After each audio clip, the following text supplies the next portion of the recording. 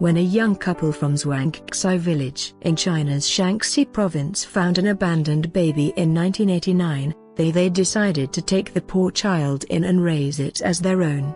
Since then, Chen Tianwen and his wife Guo Gairan have always been on the lookout for abandoned children. Over time, the local civil affairs bureau kept sending abandoned children to the couple for adoption, because there were no other welfare institutions back then. And Chen and Guo never refused. The couple, now in their 60s, have taken care of over 40 disabled orphans in the past 26 years, along with their own 3 children. As the number of children under the couple's care grew, Guo decided to quit her job at a local factory to help look after them. She tended to the family's land instead, as a source of income.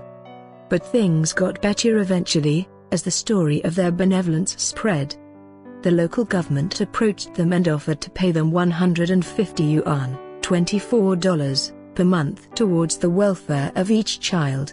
The couple receive larger donations from kind-hearted individuals, and the government now gives them $1,161 yuan per orphan. The bigger challenge for Chen and Guo has been their neighbors' attitude towards their unusual family. Many of them were not accepting of their choices, and would ignore them or refuse to let their own children play with the orphans.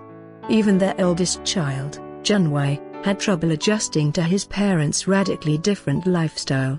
Unfortunately, Chen was eventually forced to tell Zhuangxi that, just like their other children, he too was adopted. The boy stormed out in a fit of rage and hasn't returned since. Things have changed over time, and Chen and Guo are now accepted by the village as model citizens. It turns out we're not idiots after all, and the work we're doing is good. We're role models, Guo said. The couple have purchased a bigger house with the help of volunteers, and 5 of the disabled children under their care have completely recovered. It seems like kindness runs in the genes of people from Shanxi. Earlier this year, we wrote about 65-year-old Kong Zhenyan, who has cared for physically and mentally challenged children for the past 40 years. In her case though, the government hasn't been as cooperative. They confiscated her piece of land as punishment for breaking adoption laws.